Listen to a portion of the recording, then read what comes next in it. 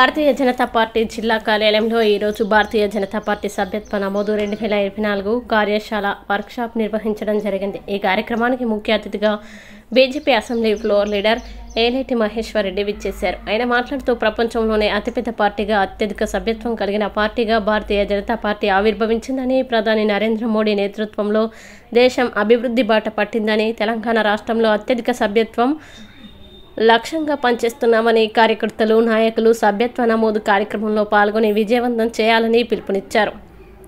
తెలంగాణ కాంగ్రెస్ ప్రభుత్వం హైడ్రా పేరిట డ్రామాలు చేస్తోందని, గత బీఆర్ఎస్ ప్రభుత్వంలో చెరువులు, కుంటల్ని, FTL బఫర్ జోన్ ఆక్రమించినటువంటి వారిపైన అనుమతులు ఇచ్చిన అధికారులపైన ఇప్పుడు కాంగ్రెస్ ప్రభుత్వం చర్యలు తీసుకోవాలని, రాష్ట్ర ప్రభుత్వం ప్రభుత్వ భూములు, చెరువులు కబ్జాకి గురైనాయో శ్వేతపత్రం విడుదల చేయాలని, నామమాత్రపు తొలగింపుల ద్వారా నాటకాలు ఆడవద్దని, ప్రభుత్వం చిత్తశుద్ధితో ప్రభుత్వ స్థలాల్ని, చెరువుల్ని, కుంటల్ని ఆక్రమించుకుంటున్నటువంటి ఆక్రమణకు గురైన స్థలాల్ని పరిరక్షించాలని, అక్కడ కట్టడాల్ని వెంటనే తొలగించాలని డిమాండ్ చేస్తున్నామన్నారు. ఈ కార్యక్రమంలో జిల్లా అధ్యక్షురాలు శ్రీమతి గోదావరి అంజిరెడ్డి మరియు రాష్ట్ర కార్యవర్గ సభ్యులు అంజిరెడ్డి మరియు రాష్ట్ర కార్యవర్గ సభ్యులు సి అంజిరెడ్డి,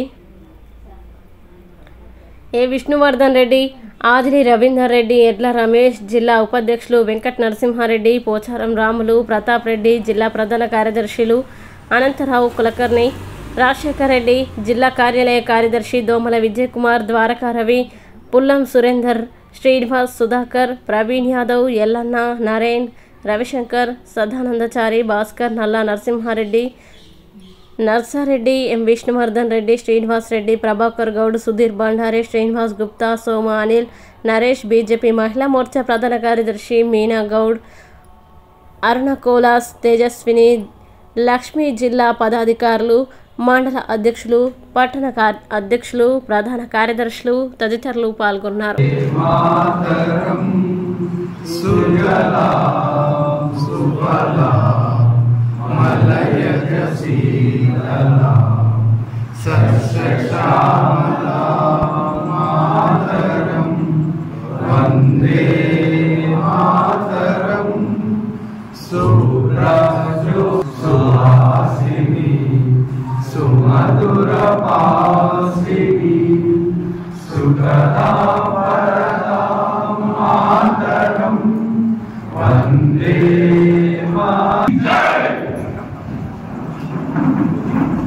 స్టేట్మెంట్ ఇవ్వడం లేకుంటే అలాంటి అంశాలను లేవనెత్తడంలో దిట్టైనటువంటి రేవంత్ రెడ్డి గారు అధికారం వచ్చిన తర్వాత కూడా ఇచ్చిన మాటలు మర్చిపోయి, ఇచ్చిన హామీలు మర్చిపోయి ఏదో ఒక సంచలనం చేయాలా, ఏదో ఒక రకంగా ఈ రాష్ట్రంలో మరి ప్రజా సమస్యను పక్కదో పట్టించడానికి ఈరోజు హైడ్రా డ్రామా చేస్తా ఉన్నాడు.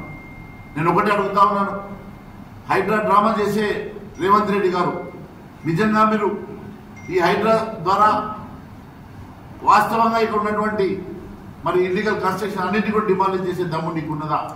అట్లయితే మీ సొంత తమ్ముడి మీద వస్తున్న ఆరోపణలు కానీ, మరి మీ పార్టీ నాయకుల మీద వస్తున్న ఆరోపణలు కానీ, మీ పార్టీలో ఉన్న ఎమ్మెల్యేల అక్రమ నిర్మాణాన్ని ముందు మీరు డిమాలిష్ చేసిన తర్వాత మరి ఇతర అంశాలకు మీరు వెళ్ళుంటే బాగుండేది. నేను ఒకటే అడుగుతా ఉన్నాను, మరి గతంలో ఇవే హైడ్రా అంశంలో మీరు ఇచ్చినటువంటి పర్మిషన్స్ ఇచ్చినటువంటి అధికారుల మీద మీరు చర్యలు తీసుకునేటువంటి దమ్ము మీకు ఉన్నదా? పర్మిషన్స్ ఇచ్చినటువంటి గత ప్రభుత్వం అయినా సరే, ఏ ప్రభుత్వం అయినా సరే, ప్రభుత్వం అనేది ఆన్గోయింగ్ ప్రాసెస్.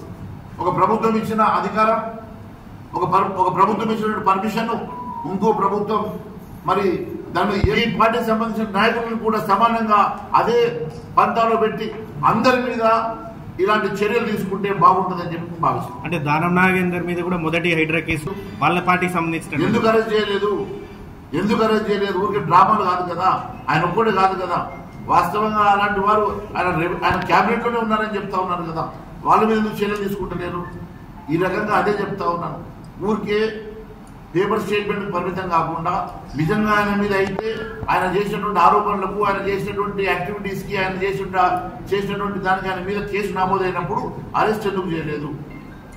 కేవలం ఇలాంటి హైడ్రామా కేసుల్ని మానుకొని వాస్తవాలకు దగ్గరగా జెన్యూన్గా ఈ రాష్ట్రంలో ఉన్నటువంటి ఇల్లీగల్ కన్స్ట్రక్షన్స్ ని కానీ లేకుంటే ఆక్యుపెన్సీ ఉన్నటువంటి ల్యాండ్స్ అన్నింటినీ కూడా ఒక శ్వేతపత్రం రిలీజ్ చేస్తే ఈరోజు ఈ రాష్ట్రంలో దాదాపుగా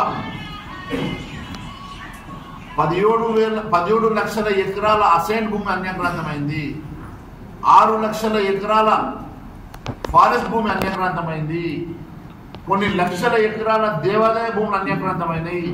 మరి ఇన్ని లక్షల ఎకరాల భూములు అన్యాక్రాంతమైనప్పుడు, ఇతరుల కబ్జాలు ఉన్నప్పుడు వాటన్నిటి మీద శ్వేతపత్రం ఇచ్చే దమ్ము ధైర్యం ఉన్నదా?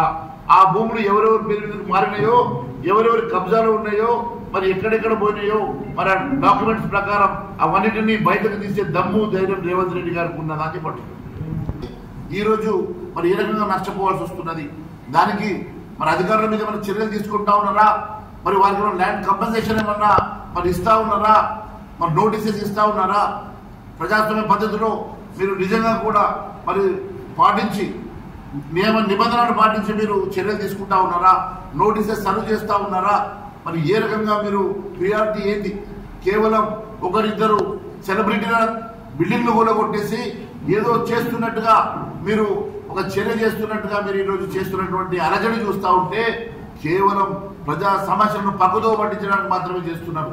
ఈరోజు ముందుగా నేను ఒకటి అడుగుతా ఉన్నాను, 2 లక్షల రుణమాఫీ అంశం లోపల ఆ అంశాన్ని పక్కదో పట్టించడానికి మీరు ఈరోజు పూర్తిగా రైతులను మోసం చేసినటువంటి అంశాన్ని పక్కదో పట్టించడానికి హైడ్రాని మీరు పెద్దగా హైప్ తీసుకొస్తా ఉన్నారు.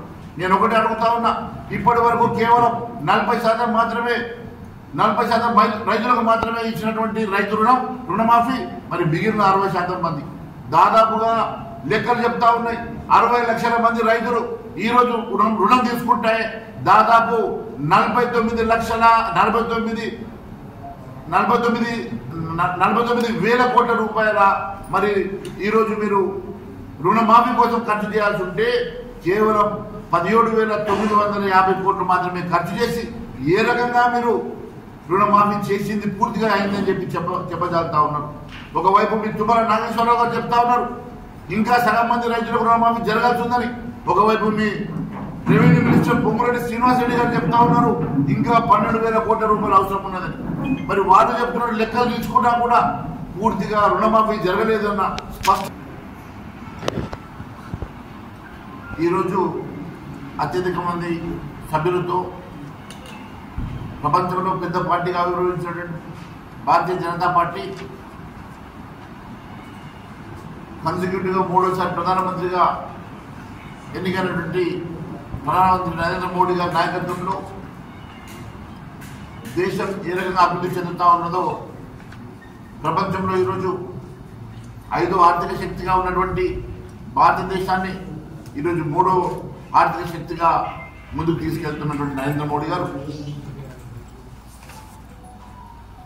ప్రపంచ నేతగా ఈరోజు యావత్ ప్రపంచం గుర్తిస్తున్నటువంటి దశలో ఈరోజు మళ్ళీ యావత్ భారతదేశంలో మెంబర్షిప్ డ్రైవ్ నడుస్తూ ఉన్నది. అత్యధికంగా ఈసారి కూడా మెంబర్షిప్ని డ్రైవ్ని ముందుకు తీసుకెళ్ళడానికి యావత్ భారతదేశంలో భారతీయ జనతా పార్టీ శ్రేణులంతా కూడా పనిచేస్తూ ఉన్నారు.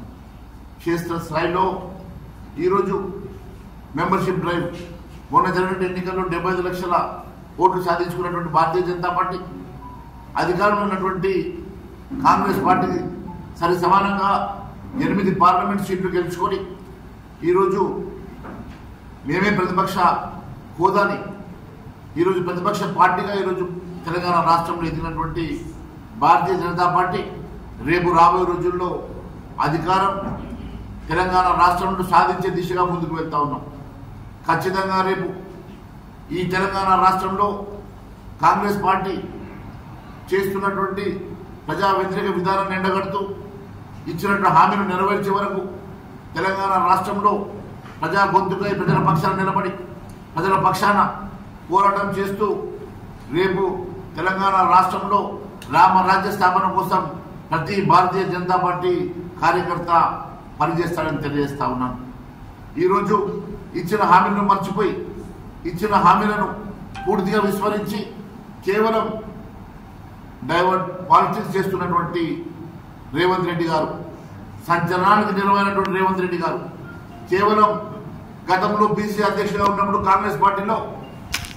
ఫస్ట్ పరాచేరు కాన్స్టిట్యున్సీ మండలాధ్యక్షులు ఎంతమంది వచ్చారు? నందారెడ్డి అని లేవరా? ఒకటి 5 ఇంకా 5 మెంబర్స్ ఎందుకు రాలేదు? 5 వచ్చారు. 10 మందికి 5 పప్పాదన్న